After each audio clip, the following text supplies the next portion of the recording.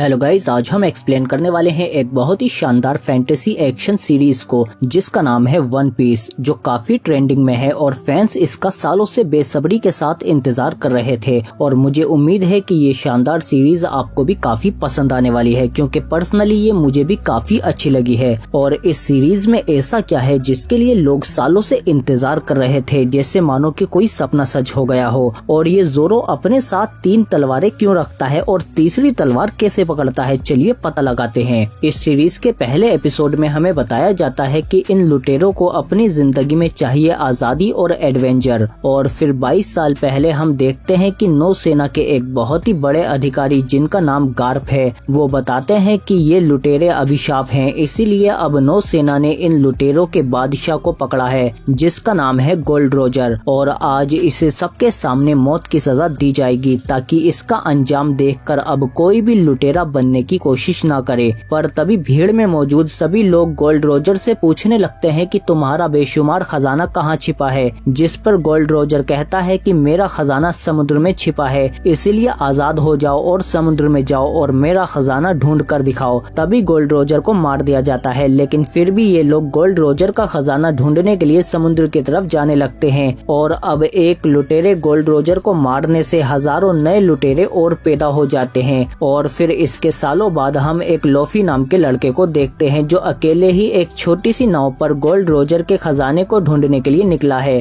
और ये इस दुनिया का सबसे महान लुटेरा बनना चाहता है, पर तभी इसकी नाव में छेद हो जाता है और वो डूबने लगती है। इसीलिए लोफी खुद को एक लकड़ी के ड्राम में बंद कर लेता है। और फिर इसके बाद हम समुद्र के अंदर 2 और लुटेरे जहाजों को देखते हैं जो आपस में ही एक दूसरे का खजाना लूटने के लिए लड़ रहे हैं। बड़ा वाला जहाज छोटे वाले जहाज पर हमला करके उसके सभी लुटेरों को मार देता है और इसके लुटेरे उनका सामान लूटकर अपने जहाज पर ले आते हैं। और इस बड़े जहाज की सरदार का नाम है अलविदा, जो इन बचे हुए लुटेरों को भी मार देती है। और इस जहाज पर हम एक कमसिन लोंडे को भी देखते हैं जिसका नाम कोबी है, जो अलविदा के जहाज पर एक गुलाम है। इसके बाद रात को जब ये सामान के पास बैठा होता है तो तभी इसे ड्रम में से आवाज आती है और फिर उसमें से लोफी निकलता है, क्योंकि इन लुटेरों ने सामान समझकर इसे भी अपने जहाज पर ले लिया है। तभी लोफी कोबी का मुंह बंद कर देता है और इससे कहता है कि मैं समुद्र का महान लुटेरा बनने वाला हूँ, इसीलिए गुलामी से आजाद हो जाओ और मेरे साथ चलो। कोबी इसकी बात मान जाता है और फिर रात को ये दोनों भागने की कोशिश करते हैं, पर तभी अलविदा इन्हें देख लेती है। पर लोफी इससे बिल्कुल भी नहीं डरता और अलविदा की बेइज्जती करने लगता है, जिस वजह से वो इस पर हमला कर देती है। लेकिन लोफी एकदम रबड़ जैसा है जिसके ऊपर किसी भी हमले का कोई असर नहीं होता। और फिर गुस्से में अलविदा कोबी से कहती है कि ये सब तेरा ही किया धराया है, इसीलिए वो जब इसे मारने आती है तो लोफी बीच में आ जाता है और फिर वो अपना हाथ लंबा करके इसे एक जोरदार घूसा मारता है, जिससे अलविदा ढेर हो जाती है। इसके बाद हम एक सुनसान जंगल में ज़ोरो नाम के योद्धा को देखते हैं जिसके पास 3 तलवारें हैं। तभी इसके पास बोरो का आदमी आता है और ज़ोरो को अपने साथ चलने को कहता है, पर ज़ोरो उसे मना कर देता है, जिस पर वो ज़ोरो के ऊपर हमला करने लगता है। लेकिन ज़ोरो इसे बहुत बुरी तरह से मारता है और अपनी 2 तलवारों से इसके 2 हिस्से कर देता है। और फिर इसके बाद हम लूफी को देखते हैं जिससे कोबी पूछता है कि तुम इतने लचीले कैसे हो, जिस पर लूफी बताता है कि जब मैं बहुत छोटा था तो मैं अपने अंकल शैंक्स के साथ रहता था, जो कि बहुत ही माहिर लुटेरे थे और मैं हमेशा से उनकी तरह बनना चाहता था। और फिर एक दिन मैंने लूट के सामान में से आया हुआ एक खास डेविल फ्रूट चुपके से खा लिया, जिसे खाने के बाद इंसानों में कुछ खास शक्तियाँ आ जाती हैं। और जब मेरे अंकल को उन शक्तियों के बारे में पता चला तो वो जल्दी ही समझ गए कि मैंने उनका डेविल फ्रूट चुपके से खा लिया है। और फिर एक दिन हमारे ठिकाने पर कुछ बदतमीज लुटेरे आए जो मुझे परेशान कर रहे थे। तभी अंकल शैंक्स वहाँ पर आ गए और हमारे लोगों ने उन लुटेरों पर बुरी तरह से हमला कर दिया, लेकिन वो बुरा लुटेरा मुझे लेकर भाग गया। लेकिन तभी समुद्र के नीचे से किसी ने हमारी नाव को पलट दिया और उस खतरनाक चीज ने उस लुटेरे को खा लिया। तभी अंकल ने मुझे नाव पर खींच लिया और फिर समुद्र में से एक बहुत ही विशालकाय राक्षस निकल कर आता है। लेकिन जब उसने हम पर हमला किया तो अंकल शैंक्स ने उसे रोक लिया, लेकिन उसमें इनका हाथ कट गया। लेकिन इसके बाद राक्षस ने फिर से दोबारा हमला करने की कोशिश की, पर इस बार अंकल ने उसे अपनी शक्तियों से काबू में कर लिया और उसे यहाँ से जाने को कहा, तो वो उनकी बात मानकर यहाँ से चला गया। पर इस सब में मेरे अंकल का एक हाथ कट गया। इसके बाद एक दिन अंकल शैंक्स अपने समुद्र के सफर पर चले गए, पर जाते वक्त वो अपनी खास टोपी मुझे दे गए, इसीलिए मैं उस खजाने की खोज में निकला हूँ ताकि मैं अपने अंकल शैंक्स को ढूंढ सकूं और अपने आप को साबित कर सकूं। और फिर इसके बाद कहीं दूर समुद्र में हम एक लड़की को देखते हैं जिसका नाम नामी है। तभी इसके पास दो लुटेरे जहाज लेकर आते हैं जिनसे ये कहती है कि मैं समुद्र में कई दिन से भटक रही हूँ, मेरी मदद करो। पर वो लुटेरे फौरन इसकी नाव पर आकर चढ़ जाते हैं और इसका सामान चुराने लगते हैं। पर तभी वो देखते हैं कि बॉक्स खाली है और नामी उनके जहाज पर चली गई है और उनका जहाज चुरा लेती है क्योंकि ये बहुत बड़ी चोर है। इसके बाद हम देखते हैं कि लूफी एक होटल में खाना खाने के लिए आ जाता है और तभी यहाँ पर जोरो भी आ जाता है, लेकिन इस होटल के अंदर वो लड़की नामी भी होती है। तभी एक हेलमेपो नाम का नौसैनिक आकर एक बच्चे को परेशान करने लगता है और उसका खाना भी गिरा देता है, जिस पर जोरो को गुस्सा आ जाता है और वो उसे मारने लगता है। लेकिन बाकी नौसैनिक भी इस पर हमला कर देते हैं, लेकिन जोरो उन सबको मारने लगता है। और इसी बीच नामी भी एक नौसैनिक को बेहोश कर देती है और उसकी वर्दी उतार लेती है। और इधर लूफी भी जोरो को लड़ता हुआ देखकर बहुत खुश होता है कि अगर ये मेरी टीम में आ गया तो मजा आ जाएगा।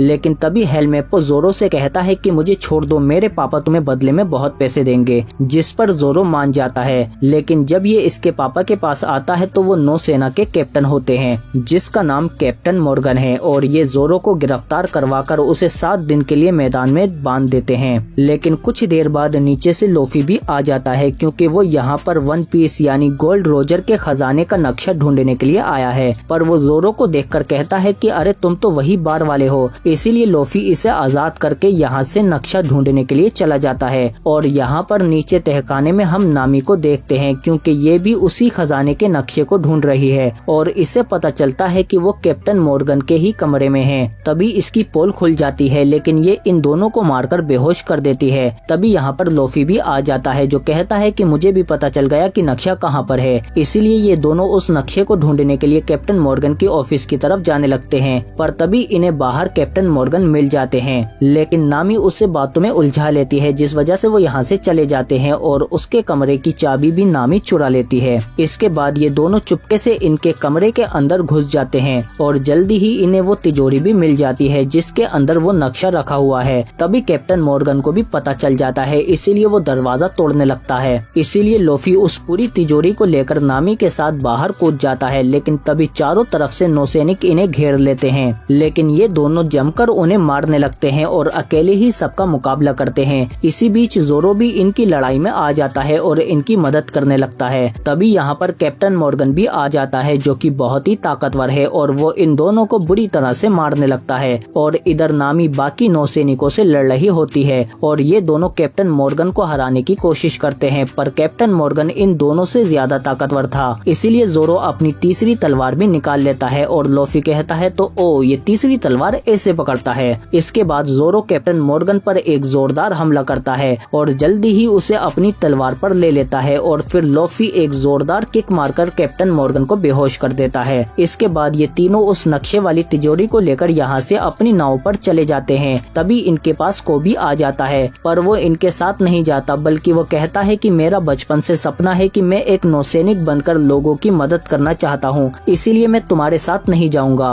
और फिर ये तीनों कोबी को छोड़कर अपने सफर पर निकल जाते हैं। इसके बाद हम एक बहुत ही विशालकाय नौसेना के जहाज को देखते हैं जहाँ पर वही गार्प होते हैं जिन्होंने गोल्ड रोजर को पकड़कर मौत की सजा दी थी। और अब इन्हें पता चलता है कि 3 लुटेरों ने मिलकर नौसेना के अड्डे पर हमला किया और कैप्टन मॉर्गन को हराकर वो गोल्ड रोजर का नक्शा भी चुरा कर ले गए, जिस पर इन्हें बहुत गुस्सा आता है। इसीलिए ये उन तीनों के लिए अपना जहाज मोड़ने को कहते हैं। इसके बाद हम एक और लुटेरे को देखते हैं जिसका आदमी बताता है कि वो तीनों लुटेरे हमसे पहले ही नक्शा चुराकर भाग गए, जिस पर बगी लुटेरा कहता है कि वो नक्शा सिर्फ मेरा है जिसे मैं हासिल करने के लिए किसी को भी मार दूंगा। इसके बाद दूसरे एपिसोड की शुरुआत में हम देखते हैं कि नामी और लूफी उस तिजोरी को खोलने में कामयाब हो जाते हैं जिसके अंदर इन्हें वन पीस यानी गोल्ड रोजर के खजाने का नक्शा मिल जाता है, जिसे देखने के बाद ये तीनों बहुत ही खुश हो जाते हैं। पर जल्दी ही इनके ऊपर गैस के गोलों से हमला कर दिया जाता है जिसे सूंघने के बाद ये एक एक करके बेहोश होने लगते हैं। पर लूफी कुछ देर तक इसे झेल लेता है, इसीलिए वो उस नक्शे को बेहोश होने से पहले अपनी रबड़ जैसे शरीर में निगल लेता है और बेहोश होने से पहले ये बगी का जहाज देख लेता है। और फिर जब ये होश में आते हैं तो ये देखते हैं कि इन्हें बगी नाम के लुटेरे ने अगवा कर लिया है जो अपने आप को एक फनी जोकर समझता है और इस इसने जबरदस्ती शहर के लोगों को बंदी बनाकर बिठा रखा है, जबरदस्ती ताली बजाने और खुश होने के लिए। इसके बाद बगी इनसे उस नक्शे के बारे में पूछता है, पर ये तीनों इसे बताने से मना कर देते हैं कि हम किसी नक्शे के बारे में नहीं जानते, जिस पर बगी को गुस्सा आ जाता है। नामी लूफी की टोपी हवा में उड़ा देती है, जिससे पकड़ने के लिए वो अपना हाथ लंबा करता है और नामी यहाँ से भाग जाती है। पर बाहर वो देखती है कि बगी ने तो इस पूरे शहर को ही तबाह कर दिया है और यहाँ के लोगों को इसने बंदी बना लिया है। तभी बगी के आदमी आकर नामी को पकड़कर फिर से अंदर ले जाते हैं और फिर बगी जोरो और नामी को दूसरी जगह पर कैद करवा देता है और फिर ये लूफी के चारों हाथ पैरों को बांध देता है और उन्हें खिंचवाकर लंबा करने लगता है और उससे कहता है कि इससे पहले मैं तुम्हें खींच कर तोड़ दूं, तुम बताओ कि वो नक्शा कहाँ पर है। पर लूफी कहता है कि मुझे किसी नक्शे के बारे में नहीं पता, जिस पर बगी कहता है कि इसे 10 फीट और खींचो। पर फिर भी लूफी नक्शा नहीं बताता, जिस पर बगी ऑडियंस में से एक बच्चे को पकड़कर लाता है और कहता है कि अब मैं इसे खींचूंगा तब तुम बताओगे, जिस पर लूफी को गुस्सा आ जाता है और वह अपना हाथ रबड़ की तरह पिचकाकर बाहर निकाल लेता है। और फिर जब ये बगी को एक जोरदार लंबा पंच मारता है तो उसका सिर अलग हो जाता है, पर इससे बगी को कुछ नहीं होता, उल्टा उसका सिर बोलने लगता है कि तुम मेरा कुछ नहीं बिगाड़ सकते। और फिर वो दोबारा से आकर बगी की बॉडी पर जुड़ जाता है। लूफी समझ जाता है कि इसने भी मेरी तरह डेविल फ्रूट खाया है, जो हर किसी को अलग अलग शक्तियाँ देता है।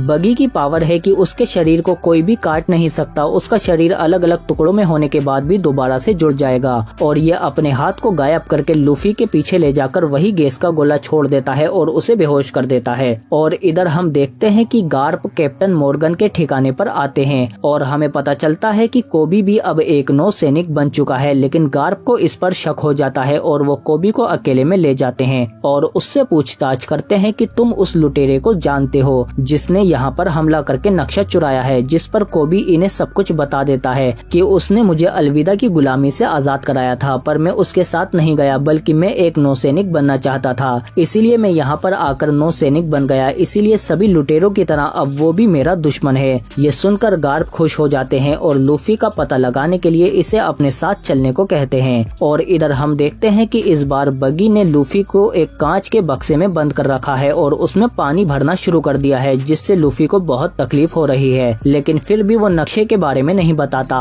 और इधर नामी खुद को आजाद कर लेती है और फिर वो जोरो को भी आजाद करा देती है। और इधर हम देखते हैं कि लूफी अब पूरी तरह से पानी में डूब चुका है। लेकिन तभी नामी आकर उस शीशे को तोड़ देती है, जिस पर बगी अपने साथियों को बुलाता है, पर जोरो कहता है कि कोई नहीं आने वाला और लूफी भी पानी से बाहर आ जाता है। इसके बाद जोरो जब बगी पर हमला करता है तो वो कई टुकड़ों में टूटकर भी जुड़ जाता है और फिर अपने टुकड़ों को चारों तरफ फैलाकर इन्हें मारने लगता है। ये दोनों मिलकर भी उसका सामना नहीं कर पाते और बगी इन दोनों को ही हरा देता है और फिर अपने शरीर को दोबारा से जोड़ लेता है और फिर लूफी पर भी अपना खास ब्लेड वाला हमला कर देता है। पर लूफी उनसे बचकर इसे पकड़ने की कोशिश करता है, पर ये उसे नहीं हरा पाता। और फिर इतनी मार खाने के बाद लूफी को बॉक्स देखकर इसे रोकने का आइडिया आ जाता है और वो नामी से कहता है कि इसके टुकड़ों को इन बक्सों में बंद करो। इसके बाद ये तीनों मिलकर सभी टुकड़ों को एक एक करके बक्सों के अंदर बंद कर देते हैं और अब बगी के पास सिर्फ 5 ही टुकड़े बचे हैं। पर फिर भी वो कहता है कि वो वन पीस मेरा है। पर लूफी अपने हाथों को खींचकर एक जोरदार हमला करके इसे बाहर उड़ा देता है और फिर इसके बाद ये शहर के सभी लोगों को बगी की कैद से आजाद कर देते हैं। जबकि इधर गार्प कहते हैं कि इस दल के सैनिकों ने नौसेना को शर्मसार नहीं किया है, बल्कि लीडर ने किया है, इसीलिए सजा भी कैप्टन मॉर्गन को ही मिलेगी। और अब उन तीनों लुटेरों को मैं खुद जाकर सजा दूंगा, जिसमें तुम भी मेरे साथ चलोगे। और इधर हम देखते हैं कि लूफी और उसके साथी भी शहर के लोगों को अलविदा कहकर अपने सफर पर फिर से निकल जाते हैं। और फिर कुछ देर बाद हम देखते हैं कि नामी चुपके से किसी को फोन पर बताती है कि उनसे कहना कि नक्शा मिल गया है। इसके बाद तीसरे एपिसोड की शुरुआत में हम देखते हैं कि इनकी नाव में पानी भरने लगता है और जब नामी अंदर जाकर चेक करती है तो उसका फोन भी खराब हो चुका था। और जब नामी बाहर आती है तो जोरो उससे कहता है कि अब हमें कोई और नाव लेनी होगी। इसीलिए ये लोग एक पास के बंदरगाह पर उतर जाते हैं, जहाँ पर बहुत सारे जहाज हैं। नामी कहती है कि हमें एक जहाज चुराना होगा,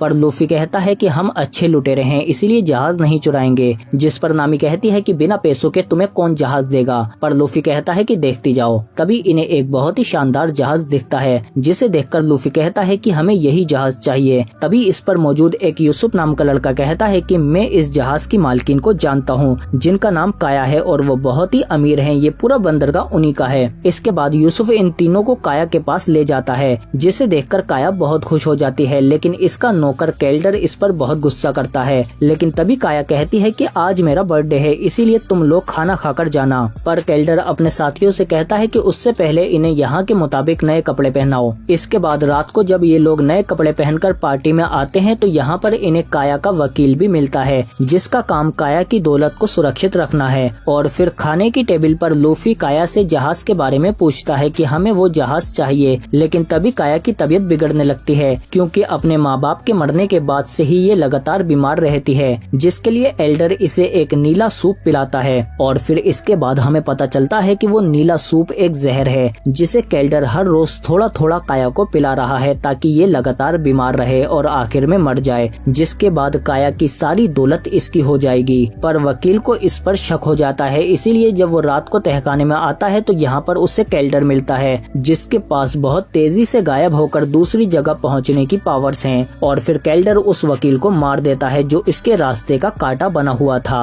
और फिर कुछ देर बाद हम देखते हैं कि यूसुफ और जोरो भी नीचे तहखाने में आते हैं तो उन्हें वकील की लाश मिलती है। तभी इनके सामने केल्डर आ जाता है। जोरो फौरन सब कुछ समझ जाता है, पर तभी पीछे से केल्डर की साथी जोरो के सिर पर हमला करके उसे बेहोश कर देती है और यूसुफ यहाँ से डरकर भाग जाता है, जिस पर केल्डर कहता है कि जाने दो, इस पागल पर कोई यकीन नहीं करेगा और इन दोनों की लाशें उठाकर कुएं में फेंक दो। और फिर ये दोनों नौकर इन दोनों की बॉडी को उठाकर कुएं में फेंक देते हैं और वापस आ जाते हैं। इसके कुछ देर बाद चौथे एपिसोड की शुरुआत में हम देखते हैं कि जोरो को कुएं के अंदर होश आ गया है और वो ऊपर आने की कोशिश कर रहा है। और इधर किचन में जब नामी आती है तो उसे लूफी बेहोश मिलता है। तभी इसे किसी की आवाज आती है, इसीलिए वो किचन में ही छिप जाती है। और फिर ये देखती है कि यहाँ पर केल्डर और उसके साथी आकर जब लूफी को देखते हैं तो ये बताते हैं कि इस बेवकूफ ने जहर वाला सूप खा लिया है और इतना खाने के बाद मुझे नहीं लगता कि कोई भी जिंदा बचेगा। और अब नामी को भी इनका पूरा प्लान समझ में आ जाता है। तभी दरवाजे पर बेल बजती है और एल्डर जाकर दरवाजा खोलता है तो वहाँ पर नौसैनिक कोबी होता है, जिसे यूसुफ अपने साथ लेकर आया है। वो बताता है कि इसने ही सबको मारा है, ये एक लुटेरा है। पर केल्डर कहता है कि मैं लुटेरा नहीं हूँ, बल्कि जिन लुटेरों को तुम ढूंढ रहे हो उन्होंने ही हमारे घर पर हमला किया था और उनमें से एक हमारे किचन में बेहोश पड़ा है। इसके बाद वो दोनों नौकर लोफी को उठाकर ले आते हैं और इसे नौसेना के हवाले कर देते हैं, जिसे नौसेना ढूंढ रही थी। लेकिन कोबी यूसुफ की बातों पर यकीन नहीं करता और ये लोग लूफी को लेकर यहाँ से चले जाते हैं। इसके बाद यूसुफ पीछे से खिड़की के जरिए काया के रूम में आ जाता है और उसे केल्डर की सारी सच्चाई बता देता है, लेकिन काया इस पर यकीन नहीं करती। और इधर हम देखते हैं कि केल्डर अपने साथियों से कहता है कि 12 बज चुके हैं और काया अब 18 साल की हो चुकी है, इसीलिए उसे मारने के बाद अब उसकी सारी जायदाद और दौलत मेरी हो जाएगी। और इसीलिए ये हवेली के सारे दरवाजे बंद करवा देता है और फिर ये तीनों काया को ढूंढने लगते हैं। और तभी काया के रूम में नामी भी आ जाती है और ये भी उसे सारी सच्चाई बता देती है कि उस सूप के अंदर ही जहर था जो तुम्हें सालों से दिया जा रहा है।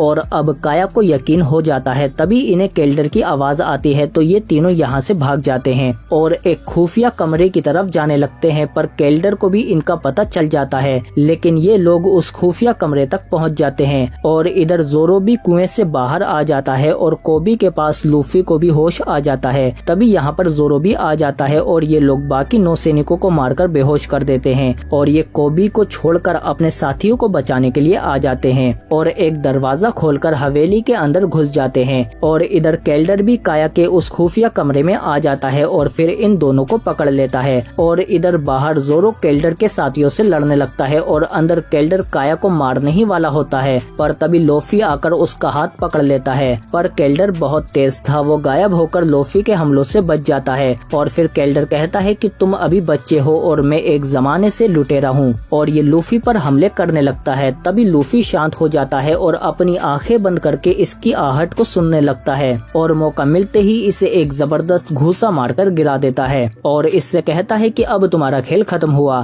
केल्डर गुस्से में लूफी को मारने की कोशिश करता है, पर इसका कोई भी वार कामयाब नहीं होता क्योंकि लूफी तेज और लचीला है। वो इसके सभी हमलों से बच जाता है और आखिर में इसके दोनों हाथों को पकड़ लेता है और अपना सिर लंबा करके इसे एक जोरदार हेडशॉट मारता है, जिससे खिड़की तोड़कर केल्डर बाहर उड़ जाता है। और इधर हम देखते हैं कि जोरो ने सिर्फ 2 ही तलवार से इसके दोनों चमचों को हरा दिया है। पर आप लोग वीडियो छोड़कर मत जाना क्योंकि एंड में एक काफी बड़ा ट्विस्ट है। इसके कुछ कुछ देर बाद हम देखते हैं कि ये सभी लोग बंदरगाह पर आ जाते हैं और काया इन लोगों को वो जहाज फ्री में बिना पैसों के दे देती है और अब यूसुफ भी लूफी के साथ समुद्र के सफर में जाने के लिए तैयार हो जाता है और काया कहती है कि मुझे अब अपना ख्याल खुद रखना सीखना होगा। इसके बाद ये चारों लोग अपने नए जहाज में गोल्ड रोजर के खजाने को ढूंढने के लिए निकल जाते हैं और इधर नौसेना के जहाज पर कोबी गार्प से कहता है कि ये सब मेरी गलती है कि मैं उन लोगों को नहीं रोक पाया, लेकिन गार्प कहते हैं कि तुमने सही किया, तुम अब उन्हें खुले समुद्र में ले आए हो। और इधर हम देखते हैं कि अपने नए जहाज पर ये चारों बहुत खुश हैं, पर इनकी खुशी ज्यादा देर तक नहीं टिक पाती क्योंकि गार्प अब इनके जहाज पर हमला कर देता है और फिर जब लूफी बाहर आकर दूरबीन से चेक करता है तो वो गार्प को देखकर कहता है, दादाजी। क्या मतलब गार्प इसके दादाजी हैं, पर ये इसके जानी दुश्मन क्यों हैं? और इसके जहाज पर हमला करने लगते हैं और लूफी से कहते हैं कि हार मान लो और अपने आप को नौसेना के हवाले कर दो, पर लूफी कहता है कभी नहीं। इसीलिए गुस्से में इसके दादाजी इसके ऊपर तोप का गोला दाग देते हैं, लेकिन तभी लूफी अपने आप को रबर की तरह फुला लेता है जिससे टकराकर गोला वापस से इसके दादाजी के जहाज से टकरा जाता है और पतवार टूटने की वजह से अब ये लूफी का पीछा नहीं कर सकते। इसीलिए लूफी फौरन अपना जहाज लेकर यहाँ से कोहरे में गायब हो जाता है और फिर काफी देर तक कोहरे में चलने के बाद ये एक ऐसी जगह पर पहुंचते हैं जो कि बीच समुद्र में एक होटल है जहां पर ये लोग खाने के लिए रुक जाते हैं। और इधर हम लूफी के दादाजी को देखते हैं जो अपनी हार की वजह से बहुत ही गुस्से में हैं। इसीलिए वो एक मीहोक नाम के लुटेरे को फोन करते हैं और उससे लूफी का पता लगाने को कहते हैं। मीहोक एक बहुत ही ताकतवर लुटेरा है जो सबसे महान तलवारबाज है और इसने अपनी तलवार के एक ही वार से लुटेरों के जहाज के 2 हिस्से कर दिए क्योंकि इन्होंने इसकी नींद खराब कर दी थी। और जब लुटेरों के सरदार ने इस पर हमला किया तो इसने गोले के 2 हिस्से कर दिए और फिर अपनी खास तलवार से इसे भी मौत के हवाले कर दिया। और फिर मीहोक गार्प से कहता है कि तुम्हारा काम हो जाएगा, मैं उस लूफी नाम के लुटेरे को ढूंढ लूंगा। और फिर कुछ देर बाद मीहोक भी उसी होटल में आ जाता है जहाँ पर ये तीनों रुके हुए हैं और जब ये जोरो से लूफी के बारे में पूछता है तो जोरो इसे पहचान लेता है और इससे कहता है कि तुम इस दुनिया के सबसे महान तलवारबाज हो और मैं तुम्हें मुकाबले की चुनौती देता हूँ। हम दोनों में से कल सुबह सिर्फ एक ही जिंदा बचेगा। नामी जोरो से मना करती है लेकिन जोरो नहीं मानता और फिर मीहोक भी जोरो की चुनौती को मंजूर कर लेता है, लेकिन नामी किसी भी हाल में अपने दोस्त को खोना नहीं चाहती क्योंकि ये जानती है कि मीहोक सबसे बड़ा तलवारबाज है और जोरो उसे नहीं हरा पाएगा। पर जोरो कहता है कि मैं अब पीछे नहीं हट सकता क्योंकि मैंने बचपन में किसी से वादा किया था कि मैं दुनिया का सबसे महान तलवारबाज बनकर दिखाऊंगा और अब मीहोक को हराने के बाद मैं सबसे महान तलवारबाज बन जाऊंगा या फिर मैं मर जाऊंगा। इसके बाद अगली सुबह जोरो मीहोक को लड़ने की चुनौती देता है, पर मीहोक अपनी छोटी सी तलवार निकालकर कहता है कि तुम्हारे लिए तो यही काफी है। इसके बाद जोरो जैसे ही उस पर अटैक करता है तो मीहोक उसे रोक लेता है। इसके बाद जोरो एक के बाद एक लगातार अटैक करता रहता है पर कोई भी अटैक मीहोक को छू भी नहीं पाता और मीहोक उस छोटी सी तलवार से ही इसके सारे अटैक को रोक लेता है। और फिर मीहोक इसी छोटी सी तलवार को जोरो के सीने में घुसा देता है और उससे कहता है कि हार मान लो बच्चे, पर जोरो हार नहीं मानता जिस पर मीहोक कहता है कि तुम्हें इज्जत की मौत देने के लिए मुझे अपनी खास तलवार से तुम्हें मारना होगा। पर जोरो भी अपनी तीसरी तलवार निकाल लेता है और फिर अपनी पूरी ताकत से अपना सबसे बड़ा हमला करता है, पर फिर भी ये मीहोक को नहीं हरा पाता और इसकी दोनों तलवार टूट चुकी हैं। मीहोक इससे कहता है कि अब तुम हार चुके हो। इसके दोस्त भी इसके लिए बहुत इमोशनल थे पर वो इसके सपने के बीच में नहीं आ सकते थे और तभी मीहोक जोरो पर अपना हमला कर देता है। तभी लूफी उसके पास भागता हुआ आता है और फिर मीहोक लूफी से पूछता है कि तुम्हारा सपना क्या है, जिस पर लूफी कहता है कि मैं एक दिन लुटेरों का सबसे बड़ा बादशाह बनूंगा, जिस पर मीहोक कहता है कि ये तो मुझे हराने से भी ज्यादा खतरनाक है। इसके बाद मीहोक जोरो से कहता है कि तुम अभी मर नहीं सकते, ताकतवर बनो और मुझे ढूंढो, मैं तुम्हारा इंतजार करूंगा। इसके बाद ये लोग जोरो को अपने कमरे में ले जाते हैं पर खून नहीं रुक रहा था। तभी लूफी भागता हुआ यहाँ के शेफ के कमरे में जाता है और कहता है कि मेरी दोस्त की जान खतरे में है। तभी शेफ और उनका शागिर्द जिसका नाम सांची है इनकी मदद के लिए फौरन यहाँ पर आ जाते हैं और ये मछली की खाल से जोरो की मरहम पट्टी कर देते हैं और इनसे कहते हैं कि तुम्हारा दोस्त बच जाएगा, बस इसके लिए दुआ करो और इससे अच्छी अच्छी बातें करो। और इधर मीहोक गार्प के पास आता है और उससे कहता है कि इस बार मैंने उस बच्चे को जाने दिया क्योंकि मैं देखना चाहता हूँ कि जब वो खजाने की तलाश में ग्रैंड लाइन पर पहुँचेगा तो उसका क्या होगा और क्या पता तुम्हारा पोता ही गोल्ड रोजर के खजाने को ढूंढ निकाले, पर गार्प कहते हैं कि मैं ऐसा कभी नहीं होने दूंगा। इधर नामी भी लूफी पर गुस्सा करती है कि तुम इसे रोक सकते थे, पर लूफी कहता है कि मैं किसी के सपने के बीच में नहीं आऊंगा, क्योंकि मैं खुद भी लुटेरों का बादशाह बनना चाहता हूँ और कोई भी मेरे सपने के बीच में नहीं आ सकता। तभी हम देखते हैं कि यहाँ पर आर्लोंग भी अपने साथियों के साथ आ जाता है, जिसे देखकर सभी लोग डर के मारे कांपने लगते हैं। और फिर आर्लोंग होटल के अंदर आता है और कहता है कि कोई भी अपनी जगह से नहीं हिलेगा, और अगर मेरा खाना खत्म होने से पहले वो स्ट्रो हेड वाला लुटेरा यानी लूफी मेरे सामने नहीं आया तो मैं सबको मार दूंगा। ये सब नामी देख लेती है, इसीलिए ये फौरन लूफी के पास जाकर उसे बताती है कि हमें यहाँ से भागना होगा, क्योंकि यहाँ पर आर्लोंग आ गया है। पर लूफी कहता है कि मैं किसी से डरकर नहीं भागूंगा, जिस पर नामी कहती है कि तुम उसका मुकाबला नहीं कर सकते, मैं उसे जानती हूँ, वो बहुत ही खतरनाक और बेरहम है। पर लूफी नामी की बात नहीं मानता और उससे कहता है कि तुम जहाज पर जाओ और नक्शे को संभालो। इसके बाद लूफी बाहर जाकर कहता है कि तुम में से आर्लोंग कौन है, जिस पर आर्लोंग कहता है कि तू जानता है मैं कौन हूँ, मेरे सामने नौसेना भी घुटने टेकती है। पर लूफी कहता है कि मैं तुमसे नहीं डरता। तभी सांची के अंकल आर्लोंग पर गोली चला देते हैं, पर उससे इसे कुछ नहीं होता, जिस पर आर्लोंग के साथी उन्हें मारने लगते हैं। तभी सांची आकर उन्हें बचाता है और इनसे लड़ने लगता है, और सांची भी एक जबरदस्त फाइटर है। इसके बाद लूफी भी आर्लोंग पर हमला कर देता है, पर इसका कोई भी असर नहीं हो पाता और आर्लोंग इसे उठाकर बाहर फेंक देता है। और अंदर हम देखते हैं कि जोरो के पास आकर नामी कहती है कि मैं दोस्त इसीलिए नहीं बनाती क्योंकि जिनसे मैंने दोस्ती की है उन्हें नुकसान ही पहुंचा है। इसीलिए नामी बहुत ज्यादा इमोशनल हो जाती है और यहाँ से नक्शा लेकर भाग जाती है। और बाहर लूफी आर्लोंग पर जबरदस्त हमले करता रहता है, पर आर्लोंग पर इसका कोई असर नहीं होता। और फिर आर्लोंग लूफी को बहुत बुरी तरह से मारने लगता है, पर लूफी फिर भी अपने लंबे लंबे पंच मारकर उसे मारने लगता है, जिससे आर्लोंग घुटनों पर आ जाता है। पर तभी आर्लोंग इसके ऊपर खारा पानी डाल देता है और फिर लूफी को पकड़कर अपने दांतों से चबाने ही वाला होता है, पर तभी नामी आकर इसे रोक देती है और इससे कहती है कि तुम्हें नक्शा चाहिए था, नक्शा मिल गया है, इसे छोड़ दो। आर्लोंग इन्हें बताता है कि नामी हमारी साथी थी जिसे हमने तुम्हारी टोली में भेजा था इस नक्शे को हासिल करने के लिए। पर लूफी को यकीन नहीं होता कि नामी इनके साथ गद्दारी कर सकती है, लेकिन आर्लोंग लूफी को पानी में फेंककर चला जाता है, जिस वजह से लूफी पानी में डूबने लगता है, क्योंकि डेविल फ्रूट खाने की वजह से खारा पानी इसकी कमजोरी बन चुका है, जिसमें ये तैर नहीं पाता। लेकिन तभी सांची आकर इसे बचा लेता है और इसे ऊपर ले आता है। और फिर इसके बाद सांची जब अंदर आता है तो इसके अंकल कहते हैं कि बेटा तुम इस होटल की फिक्र मत करो, मैं जानता हूँ कि तुम हमेशा से समुद्र में सफर करना चाहते थे,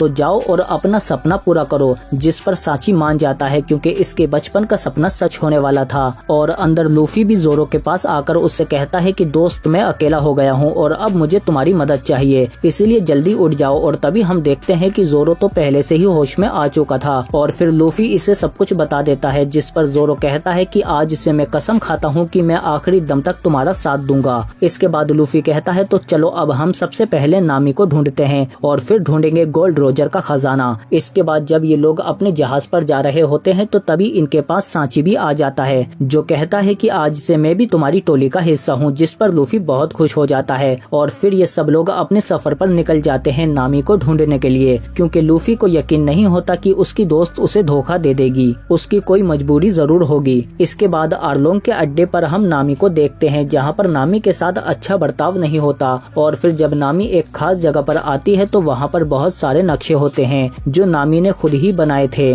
तभी आर्लोंग यहाँ पर आता है और नामी से कहता है कि तुम्हारे बिना हम ये सारी खोज नहीं कर सकते थे, तुमने ये जगह बनाई जिसकी वजह से हम लोग अलग अलग जगहों पर जाकर लूट कर पाए, और अब तुम्हारा काम है कि कोको विलेज में जाओ और वहाँ से हमारा हफ्ता लेकर आओ। और इधर लूफी और उसके साथी भी कोको विलेज में आ चुके थे, जहाँ पर ये देखते हैं कि गरीब लोग आर्लोंग को पैसे देने के लिए इकट्ठे कर रहे हैं। तभी यहाँ पर नामी भी आ जाती है और कहती है कि आर्लोंग ने पैसे मंगाए हैं, जिस पर ये गांव वाले उससे सारे पैसे दे देते हैं। तभी नामी लूफी को देख लेती है और इनके पास आकर कहती है कि मैंने तुम लोगों से कहा था कि मेरे पीछे मत आना, पर ये लोग कहते हैं कि हम तुम्हारा साथ नहीं छोड़ेंगे, लेकिन नामी नहीं मानती और यहाँ से चली जाती है। इसके बाद ये लोग नामी के बारे में और जानने के लिए नामी की बहन के पास आते हैं और फिर वो इन्हें बताती है कि जब हम छोटे थे तो हम और नामी अपनी माँ के साथ इसी गांव में रहते थे, पर फिर एक दिन आर्लोंग ने हमारे गांव पर हमला किया और कहा कि गांव वालों आज से ये गांव मेरा है, और उसने यहाँ पर तबाही मचा दी और लोगों को मारना शुरू कर दिया। और फिर हमसे कहा कि जिन्हें जिंदा रहना है वो मुझे हर महीने पैसे देंगे, पर हमारी माँ के पास पूरे पैसे नहीं होते हैं, इसीलिए आर्लोंग हमारे सामने ही हमारी माँ को मार देता है। लेकिन फिर भी नामी आर्लोंग के पास जाती है और उससे कहती है कि मैं तुम्हारे लिए हर जगह का नक्शा बना सकती हूँ, पर बदले में तुम्हें मेरे गाँव को छोड़ना होगा। जिस पर आर्लोंग कहता है कि तुम मेरे लिए नक्शे बनाओ और फिर जिस दिन तुम मुझे 10 करोड़ दे दोगी उस दिन मैं तुम्हारे गांव को छोड़ दूंगा।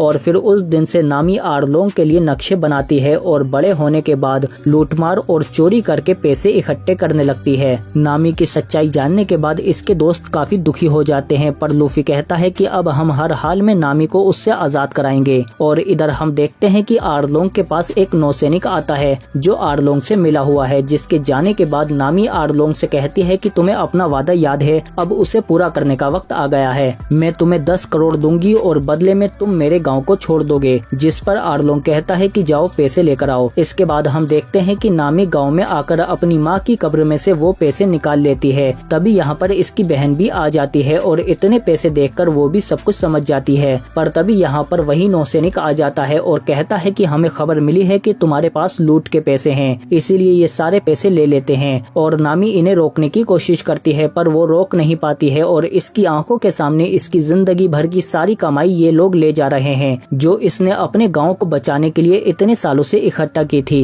नामी भी समझ जाती है कि इस नौसैनिक को आर्लोंग ने ही भेजा है क्योंकि वो कभी भी अपना वादा पूरा नहीं करेगा। उसने नामी से झूठा वादा किया था। नामी जोर जोर से रोने लगती है। तभी इसके पास लोफी आ जाता है और नामी रोते हुए लोफी से कहती है कि प्लीज मदद करो, वो पूरे गाँव को खत्म कर देगा। जिस पर लोफी कहता है कि अब उसकी बारी है। इसके बाद ये सभी लोग जंग के लिए तैयार हो जाते हैं और सब लोग इकट्ठा होकर आर्लोंग के अड्डे पर पहुंच जाते हैं और फिर जोरो और सांची मिलकर बाहर आर्लोंग के चमचों को मारने लगते हैं, जबकि लूफी और नामी आर्लोंग के कमरे में जाते हैं जहां पर इन्हें गोल्ड रोजर के खजाने का नक्शा मिल जाता है। पर तभी यहाँ पर आर्लोंग आ जाता है जो इनसे कहता है कि तुम में से कोई भी यहाँ से नहीं जा सकता। और फिर वो लूफी को धमकाने लगता है पर लूफी उसकी तलवार तोड़कर मोड़ देता है और फिर नामी से कहता है कि तुम जाओ यहाँ से, इसे मैं देख लूंगा। और बाहर हम देखते हैं कि जोरो और सांची मिलकर आर्लोंग के गुंडों को बुरी तरह से मार रहे हैं और ये एक दूसरे को ज्यादा ताकतवर साबित करने के लिए ज्यादा से ज्यादा गुंडों को मार रहे हैं। तभी यहाँ पर आर्लोंग का सबसे ताकतवर सिपाही आता है जो इन दोनों पर हमला कर देता है और अंदर हम देखते हैं कि लूफी भी आर्लोंग से लड़ने की कोशिश कर रहा है और बाहर आर्लोंग का साथी भी इन दोनों पर भारी पड़ रहा था। और अंदर लूफी भी समझ जाता है कि आर्लोंग नामी के बगैर कुछ नहीं है, इसीलिए वो इस पूरी जगह को तोड़ने लगता है और इससे कहता है कि इस जगह के बिना तुम कुछ नहीं हो। आर्लोंग जब इसे रोकने की कोशिश करता है तो वो इसे मारने के चक्कर में खुद भी पिलरों को तोड़ने लगता है और फिर एक के बाद एक लूफी भी सारे पिलर तोड़ने लगता है, जिससे ये पूरी जगह तहस नहस होने लगती है क्योंकि इस जगह की मदद से आर्लोंग समुद्र की हर जगह का रास्ता ढूंढ पाता था।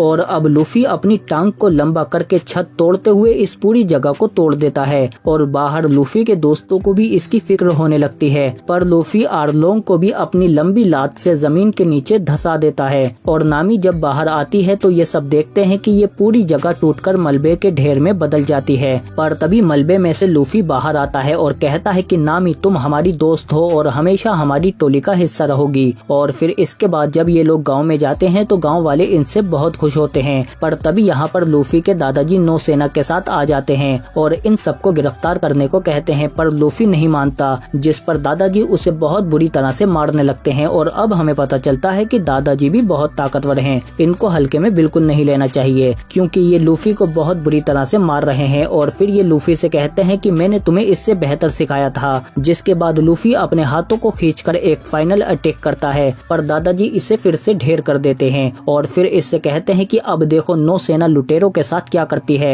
पर फिर भी लूफी अपना इरादा नहीं बदलता और वो इस बात पर अड़ा रहता है कि मैं समुद्र का सबसे बड़ा लुटेरा बन कर दिखाऊंगा। जिसके बाद इसके दादाजी नौसेना से कहते हैं कि जाओ, आर्लोंग और उसके साथी खुलेआम घूम रहे हैं, उन्हें पकड़कर मेरे पास लाओ। और फिर ये लूफी से कहते हैं कि मैं जानता था कि तुम अपना इरादा कभी नहीं बदलोगे, मैं बस तुम्हें परखना चाहता था, ये तुम्हारा इम्तिहान था जिसमें तुम पास हो गए। इसके बाद दादाजी इसे गुड बाय बोलकर यहाँ से चले जाते हैं और फिर लूफी भी गोल्ड रोजर के खजाने को ढूंढने के लिए अपने सफर पर निकल जाता है। और इसी के साथ ये सीरीज यहीं पर खत्म हो जाती है। पर जाने से पहले प्लीज वीडियो को लाइक जरूर करो अगर आपको ये वीडियो अच्छी लगी है तो, और उससे पहले सब्सक्राइब तो करो हमारे चैनल में, बेल आइकन दबाकर नोटिफिकेशन ऑल पर भी क्लिक करो ताकि और भी अच्छी वीडियो मिलते रहे आपको। और कमेंट करके बताओ कि आपको ये सीरीज कैसी लगी। हम मिलते हैं आपसे अगली वीडियो में।